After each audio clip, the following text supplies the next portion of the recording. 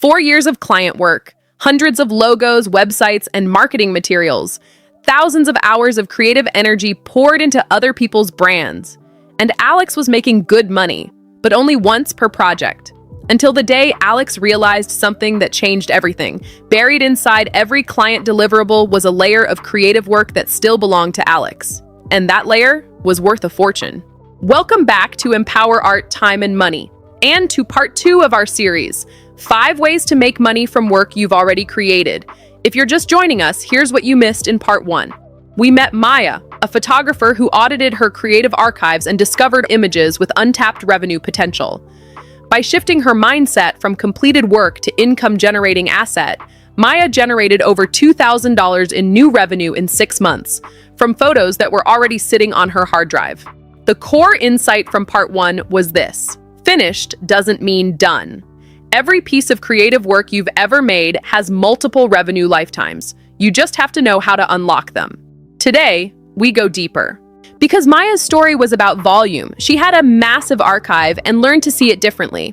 Alex's story is about strategy. Specifically, how do you monetize existing creative work when most of that work legally belongs to your clients?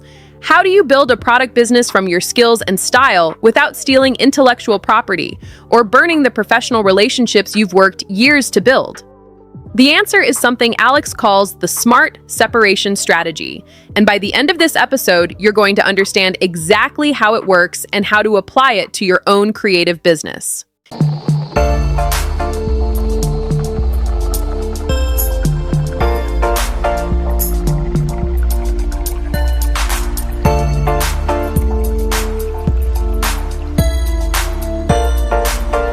Here's what we're covering today. First, the legal foundation, what you actually own in your client work and what you don't. Second, Alex's smart separation strategy, how to build a library of reusable assets while still fully serving your clients. Third, the product development process, how to turn that asset library into real revenue through licensing, print on demand, and digital products. Fourth, the batching and tracking system that makes it sustainable without consuming your creative life. So, back to Alex. 4 years into a thriving freelance design career, Alex had a realization that most designers never have.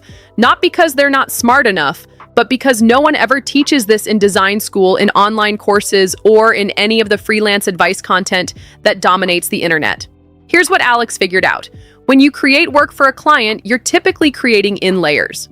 There's the layer that belongs to the client, the logo, the specific brand elements, the deliverable they paid for. But underneath that, there's a foundational layer, patterns, textures, structural approaches, color logic, compositional thinking that you developed, that you brought to the table. And in most standard freelance contracts, that foundational layer still belongs to you. Alex had been handing over the entire painting when the client had only paid for the frame. That stops today. Let's talk about what you actually own and how to build a business from it. The product development process strategy. 1. Pattern and texture licensing. Alex had created hundreds of custom patterns and textures for various client projects. Instead of letting them sit unused, Alex extracted pattern elements from completed projects, created seamless, tileable versions, organized them into themed collections, organic, geometric, vintage, modern, licensed them to stock art sites and directly to other designers. Monthly revenue, $200 to $400 from pattern licensing. Strategy 2, print-on-demand products. Alex took non-client specific design elements and turned them into products. Motivational, quote, designs for wall art, abstract patterns for home decor items, geometric designs for phone cases and stationery, inspirational graphics for planners and journals. Setup: Alex used print-on-demand services, so no inventory investment was required. Monthly revenue, $150 to $300 from product sales. Strategy 3, template and asset licensing. Alex created generalized versions of successful client solutions, website layout templates, structure only, no client-specific content, social media template packages, presentation design templates, brand identity starter kits, monthly revenue, $400 to $800 from template licensing. Strategy 4, educational product creation. Alex turned the process of creating client work into educational content. How to design a logo course using generic examples. Photoshop tutorials using non-client design elements. Color theory guides using palettes from various projects. Typography pairing guides using combinations that worked well. Monthly revenue, $300 to $600 from educational products. Strategy 5. Stock illustration licensing. Alex had created custom illustrations for many clients. For future projects, Alex started creating 2 versions: client-specific version, delivered to client, generic version, retained for stock licensing. This meant Alex could fulfill client needs while building a stock illustration library. Monthly revenue, $100 to $250 from stock licensing. Alex's product development timeline was Month 1, audit existing work and identify reusable elements. Month 2, set up print-on-demand accounts and upload first product line. Month 3, create pattern library and submit to stock sites. Month 4, develop first template package and set up sales system. Month 5, launch educational content using non-client examples. Month 6, establish ongoing systems for continuous product development. Time investment after initial setup, 5 to 8 hours per month. Passive income component, about 70% of revenue required minimal ongoing work. Here's Alex's smart systems at a glance.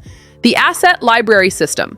Alex started building every project with future repurposing in mind, saved pattern swatches and textures separately, created generic versions of successful layouts, documented color palettes and typography combinations, photographed work process for educational content. The batch processing system, instead of repurposing work piece by piece, Alex would batch similar tasks, monthly pattern extraction and preparation sessions, quarterly template development marathons, biannual educational content creation sprints. The licensing tracking system. Alex kept detailed records of which original projects generated successful derivatives, which platforms and products performed best, seasonal trends in different product categories, client contract terms to ensure no IP conflicts. Here's Alex's legal protection strategies at a glance. Clear client contracts. Alex updated client contracts to specify which elements remained designer IP work-for-hire clarity, made sure to understand when work was truly work-for-hire versus licensed use. Generic derivatives, always created new generic versions rather than directly reusing client work. Attribution management maintained clear records of what could be attributed to Alex versus client work. Look at the compound effect. The most powerful part of Alex's strategy was that each client project now contributed to multiple revenue streams. Direct client payment could potentially reach between $2,000 to $5,000 per project. Pattern texture licensing could potentially reach between $50 to $200 per project over time. Educational content could potentially reach between $200 to $800 per project. Process, product inspiration could potentially reach between $25 to $150 per project in derivative sales. Each project became a gift that kept giving. What was Alex's key insight? I learned to think of client work as the first sale, not the only sale. Every project I completed was actually the foundation for multiple products and income streams. The key was building systems that turned one-time work into ongoing assets. The secret wasn't working more hours, it was extracting more value from each hour of creative work. So here's what Alex figured out that most designers never do. Every client project has 2 layers. The layer that belongs to the client, the logo, the deliverable, the work they paid for, and the foundational layer, the patterns, the textures, the structural thinking, the creative logic that you built, that you brought to the table, and that in most standard contracts still belongs to you.